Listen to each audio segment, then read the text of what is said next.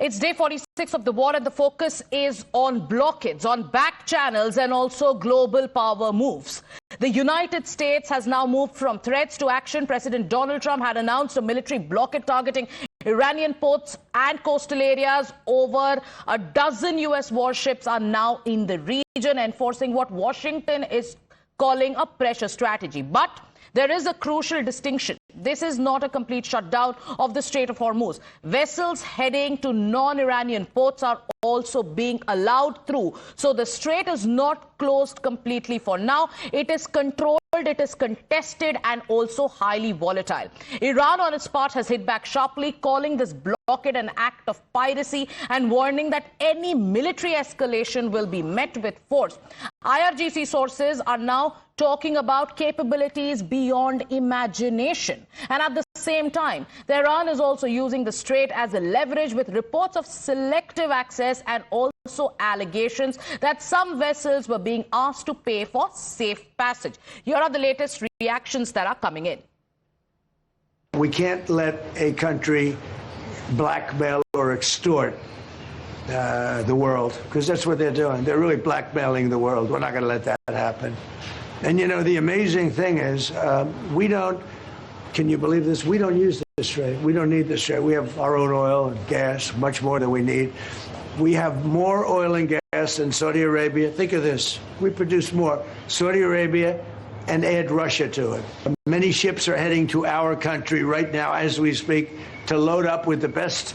We've been called this morning by the right people, the appropriate people, and they want to work a deal. They would like to work a deal. Is it your anticipation, Mr. President, that other countries will assist in this effort to blockade Iran and those specific... Yeah, other countries are going to also. Which countries, sir? We don't need other countries, frankly, but they've offered the services. We'll let it be known probably tomorrow. Has the blockade started, sir? Yeah, started 10 o'clock. So Donald Trump now says that they do not need the Strait of Hormuz. But what does this mean for the entire world? What does the deadlock mean? Let's explain that graphically. Let's explain to our viewers why the focus on Hormuz is so important. What are the possibilities, and where does the India factor come in? Let's pull that up, graphic up here, and let's explain to our viewers as to why Hormuz deadlock. What does it mean for the world? Possibility number one, India and Asia may face energy shortage. Yes, this is possibility number one. Possibility number two, oil price hike may affect global markets. That's the huge concern, because even yesterday oil prices were above $100 per barrel. And possibility number three, mine warfare and naval confrontation threats. So yes, both sides now not ready to blink. Both sides are issuing threats. For now, Strait of Hormuz is not completely shut. US on its part is talking about blocking ports in Iran. Now, where does India stand in all of this? How is India such a critical factor in the entire blockading threats that are coming in? Now, 10 India-linked ships have already navigated these waters since the war began, and Iran has said that it is ready to facilitate safe passage for Indian vessels, but has also warned that the current situation is not suitable for smooth transit. So the big question is, did India pay any toll, or did it secure safe passage through diplomacy? We're waiting for what Delhi has to say formally on the aspect of toll. What exactly is happening in the Strait of Hormuz? But yes, India is walking a tightrope between energy security and also strategic balance. Let's also explain to our viewers about how US could choke Iran's exports, and what could that mean largely. So if US goes ahead and chokes Iran's exports, what will it look like? Now, you're looking at the ports that US is talking about completely blockading, and the ports are Khorramshahr, Bandar Imam Khomeini, Bushehr, Bandar Abbas, Bandar Shahid Bahonar, Chabar Port, and Asal Luye. So these are the key Iranian ports that are currently on radar, and this is when United States currently is talking about choking Iran's ports, and is also talking, and this will directly have an impact on the economy. How are world powers weighing in? Let's tell you about what UK is doing. So the UK Prime Minister has also snubbed the United States. So yes, world powers have started taking a side, and they're sending out a message to the United States. UK UK is not interested to back the United States in this blockade plan. So UK's position over Hormuz is clear. Reports are suggesting that Keir Starmer has said that the ships of UK ships will not join United States in its operations. And you've heard out the United States and Donald Trump. He has been lashing out at UK. He also in the past lashed out at Keir Starmer and also NATO allies. So UK has said that our ships will not join the United States when it comes to US's blockade plan. And Starmer, as per reports, will ensure that wants to ensure that Hormuz should remain open, and he will also convene a summit over Hormuz. UK Prime Minister Keir Starmer is of the view that, Hormuz should remain open, and this is the stand taken by most global leaders. Earlier, Trump had claimed that UK will join the ops. Starmer is making it very clear, Mayank, that, we want the Strait of Hormuz to remain open. Another snub coming in from UK. How are you reading? First, tell our viewers about the position that global powers have taken on Trump's latest blockade threat.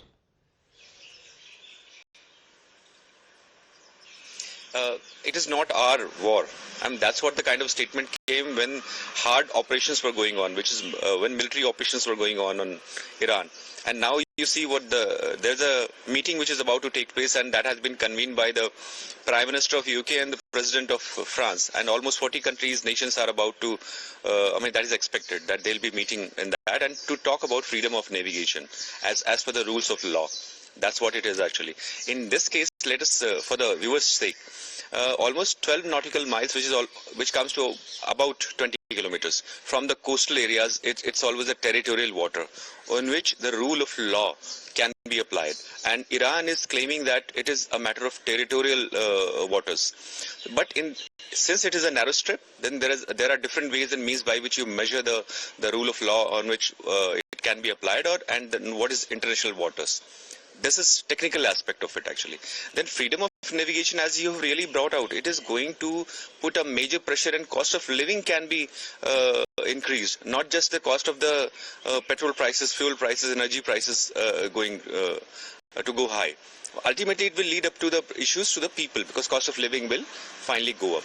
Now, coming to strategic things and international dynamics, you see, in between the war, when the war operations were going on, there was multiple appeals to the NATO nations to join in terms of capital attributions, yes, which is like warships, which is like fighter planes and all the major nations, which includes Germany also, because we have already taken name of France, UK, Germany also they denied.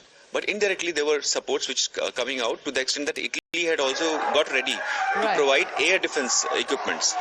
That was the kind of thing happening. Yes. So you see lots of international dynamics happening that side, and China is... NATO nations have been snubbing Donald Trump. Donald Trump has been lashing out at them. Over the last 46 days, we've seen what has been happening. But let's also tell our viewers, Mayank, about how Saudi Arabia is now pressing the United States to drop its blockade of the Strait of Hormuz. We told you about what Keir Starmer said and the strategy that UK wants to apply at this point of time. And now, when it comes to Saudi Arabia too is of the view that the United States should not go ahead with its blockade plan and should return to the negotiation table amid the fears of a wider escalation in the region. So Gulf energy exporters are also concerned that Iran could retaliate by disrupting other key shipping routes, and that's the largest signal that Iran has been sending out. And the shipping route right now that everyone's looking at is also Bab el-Mandeb in the Red Sea, which is a critical exit point for global oil supplies. Pathikrit Pen is joining us on this broadcast. Pathikrit, good morning. A blockade, yes, has started, but of the Iranian ports. Strait of Hormuz is contested, is controlled. Iran still holding the lever. World powers are sending out appeals to Donald Trump that you should drop your blockade plan. What do you think? What is in it for the United States? What will Donald Trump do next? What is your assessment? Well, United States, Trump will be okay if Iran collects the toll and pays part of it to America. So it is primarily about revenue sharing. Otherwise, what will happen is that they will create such a mess in that region that invariably later on, if we have already seen how Trump is saying that big, beautiful tankers are going to the United States to, buy or get filled with American oil. So Strait of Hormuz becomes contested, challenged, becomes a mess. And invariably, then countries are forced to take oil from America. So the whole thing was never about nuclear weapons alone. Yeah. It was about controlling energy, of Iran. It was about ensuring. In case of Venezuela, also narcotics was just a ploy. Ultimately, it's about controlling the oil. So oil, if it is controlled by United States, it ensures that the oil, if it is sold in dollar, the preeminence of dollar remains. So ultimately, Iran was selling oil in yuan currency for a long time because of sanctions. So they're targeting China by ensuring that all the non-dollar denomination oil that was being sent to China by Iran gets cut off. The same happened with Venezuela. They have created problem with Russia. So either Iran agrees to sell oil in future in dollar or, shares the toll with America, then it is fine. Or else they create this conflict will then go to the next level. And then every other country which requires energy would have to look for an alternate. And that is why we're also seeing, Gulf partners coming out and sending out a message to the President of the United States. Thank you so much, Patikrit, for sharing your views with us. Let's shift our focus to the other aspect of the story. When it comes to talks, round one failed and collapsed in Islamabad. The United States is also exploring a second round of in-person talks with Iran, even as the blockade takes hold, signaling a dual-track strategy of pressure and diplomacy. So the Trump administration believes that Iran has been weakened after weeks of conflict and is also using this blockade as a leverage to push Tehran back to the table on more favorable terms. Sources currently are indicating that fresh negotiations could be on the horizon, with Turkey also actively working to bridge differences after the marathon 21-hour talks in Islamabad ended without a breakthrough, despite the involvement of multiple players. Now, yes, the talks in Islamabad failed, but the focus is also on round two. What happened in Islamabad? Let's actually jog your memory and take you through what happened in Islamabad and how the talks failed. Let's explain. Over this weekend, we were actually reporting on these talks and how they failed. What happened in Islamabad? 21 hours of marathon talks between US and Iran. And after that, you saw the statements that came in. Talks were at the highest level. This is the highest level engagement since 1979. And after that, we also got you. These were the pictures that came in from Islamabad, if you can take a look. Then the deadlock persisted as key issues remained unresolved. So extremely important issues. And what were those issues? Let's explain once again. US then demanded a halt to uranium enrichment, and Iran was absolutely not ready for it. Iran then demanded sanctions relief. After that, there was no breakthrough, no consensus. There were disputes over nuclear program and also on the Strait of Hormuz. And after that, that statement came from J.D. Vance, where he said that, yes, both of them went back empty-handed. So this is what happened. The talks failed because of these reasons. Now, if there is, there's a focus on round two of talks. What can happen there? Both sides left empty-handed. Fresh in-person talks are currently being considered. So 2.0. Timing could be before the ceasefire deadline. This is what we are gathering from our sources. And likely venue could be Geneva. So yes, this time the likely venue could be Geneva. Pakistan, which tried to project itself as the mediator, the global peacemaker, was left red-faced almost immediately. 21 hours. It just happened to play the host. It really didn't have any bearing on the outcome of these talks. It had no influence on either side. So yes, Pakistan, which tried to project itself as an emerging global player because it's hosting these important talks, was finally left red-faced. And now when we are talking about round two of talks, what is in focus? The focus could be on the location, and as per sources, the location this time could be Geneva. So yes, the focus is on round two of talks. And what did J.D. Vance tell the media in America? J.D. Vance said that they're absolutely clear that they need to see the nuclear material come out of the country of Iran, and the ball is currently in the court of the Iranians. When the talks collapsed in Islamabad, it was Iran which said, we are in no haste. Now the ball is in Donald Trump's court if he wants these talks to yield any results. But Iran will not give up on its core principles, on its rights. Right now, J.D. Vance says that the ball is in the court of the Iranians, and the big focus is on the absolute need to see the nuclear material come out of the country of Iran. Listen in. All right, Mayank is with us. We'll try getting in that reaction from J.D. Vance, but we've told our viewers about how both sides are telling each other the ball is in your court. U.S. continues to say now the focus is on the possibility of round 2 of talks. Venue could be Geneva. Mayank, what are you gathering? What is the U.S.'s strategy now that U.S. wants to exert some kind of pressure on Iran after the blockade? So when you, there's a term called environment shaping, and that pulls and pressures, and you have already used that term actually, and then you start talking, mediating. In this case, actually, what happened in Pakistan was said to be mediation, but then mediation often, as in India, we often use a term called bade budhe. They preside over certain controversies or rather differences, and they try to bring the sides in between, but then you require a capability and capacity to cajole, nudge, or convince the sides. In this case, you did not see that, and when a sort of a postman job was being done by Pakistan, and it did not ultimately end. But the good thing which happened is actually both sides, they communicated what was go areas and what were no go areas. One common aspect which came out, and that was nuclear term. That was used by even Vice President J.D. Vance also. And in this you saw Hezbollah going in the back burners. That is the important difference which we need to bring out to our viewers. That went in the back burners because now the focus has come to uranium aspect, enrichment aspect, and nuclear issues. Because right in the beginning, apart from regime change, the two important tenets on which the entire Operation Fury, Epic Fury was based, was that they will not allow Iran in any which way so that they become nuclear capable. Here it means that they acquire capability to produce nuclear weapons. And that was the main goal.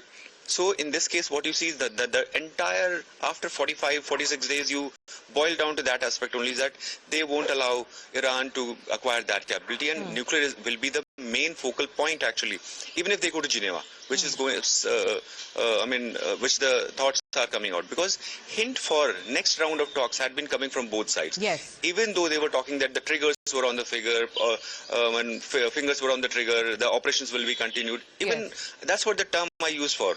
Operation shape, environment shaping. Yeah. So both ways are nudging each other. A very important point, Mayank, one on how, now it's all about environment shaping, and number two, is Lebanon on the back burner right now? What is the focus, and will Iran, which has been digging in its heels on nuclear enrichment, will Iran actually give in to what the United States is saying? We also have to talk about the India impact when it comes to the blockade, when it comes to the threats, when it comes to the current situation. What is the India impact? Putting our focus back on Hormuz and how, why it matters to India. Let's explain to our viewers graphically. The India impact is such that India imports 88% of crude oil. Now we'll tell you about LNG, will also tell you about, natural gas and our imports. Let's actually take our viewers through. 50% of the oil that we import comes from the Strait of Hormuz. Let's also tell our viewers about 60% of our LPG needs are also imported. And out of this 60%, we'll tell you about what happens next when it comes to our LPG needs. 90% of it comes through the Strait of Hormuz. So that is why any kind of disruption in the Hormuz affects us directly. India also imports 54% of its natural gas. And out of the 54% of the natural gas, 50% passes through the Strait of Hormuz. That is why any disruption, any blockading, any activity in the Strait of Hormuz directly impacts India. And that is why you're seeing deft diplomacy at play. Silently, we are ensuring that our energy security needs are taken care of, are secure. And that is why we've seen since the start of the war, slowly but steadily, more than 10 ships have transited the Strait of Hormuz. We'll now tell you about more details coming in from the ambassador of Iran. Now, we're going to tell our viewers about the Hormuz situation and what Iran has said. Now, Tehran says that it is preparing for the safe passage of Indian ships and has conveyed its readiness to New Delhi. However, the envoy has also cautioned that the passage depends on the evolving situation on the ground, as we've been telling you, as the current conditions are not suitable for any kind of transit. The envoy also indicated that recent developments, including US's stance on impacting maritime movement in the region, will play a key role when it comes to the passage of ships. Indian ships. How do you see Indian ships going through in this? We want to prefer a safe passage for Indian ship, but it depends on the situations. It depends on the situation, and we announced to the Indian government we are ready. But you know that from last night up to now, they have some stance from the Mr. Trump, and I think that the situation is not prepared and it's not suitable for the passage now. So yes, Iran and India have been engaging with each other diplomatically ever since the war broke out. We told you about the conversations that S. Jaishankar, foreign minister, had with Iran's Abbas Araghchi. There have been multiple phone calls between the two of them. Prime Minister Narendra Modi also spoke to the president of Iran. And yes, the focus has been on securing India's energy needs. So the envoy has also made it clear that when it comes to Iran's strategy vis-a-vis India, he wants to ensure that there is safe passage. But current situations, because there is a threat of a blockade, current situation also comes into play. So all this is happening at a time when you're seeing both Iran and United States both digging in their heels. US is saying that we do not need the Strait of Hormuz. World powers are telling the United States that they should give up their plan of going ahead and blockading the Strait of Hormuz. Strait of Hormuz right now is highly controlled, it's contested, and it's also volatile. Iran is also threatening United States that any kind of disruption when it comes to their own ports will ensure disruption of ports across the Gulf region. Now we have more breaking news coming in, and in the latest we can tell our viewers about the latest, and this is the message that is coming in. After the first round of peace talks that failed in Pakistan, Washington is also snubbing Pakistan as the, it's not even considering Pakistan for the venue of the truce talks. What we're hearing from our sources is that there are discussions currently going on where the second round of talks, in-person talks, could take place. And US officials are now saying that not Pakistan, but Geneva could be a possible option. That is something that all of us also discussed. In the meantime, we've told you about what has happened on truce talks. Let's now tell you about, what is the warning that Donald Trump has issued right now that Iran is also, retaliating to. Now, Donald Trump says, this is his Hormuz warning. He says, Iran's navy is laying at the bottom of the sea. So this is the warning that's coming from Donald Trump. What we've not hit are their fast attack ships. Donald Trump also says that if any of them come close to our blockade, and they will be immediately eliminated. So here is the war rhetoric that's only escalating. IRGC has also responded to Donald Trump. We'll tell you about what IRGC has said. IRGC is now talking about its swarm boats. Before we get all those details, we'll have to take a short commercial break. Viewers, stay with Times Now. We'll be back with more news and updates.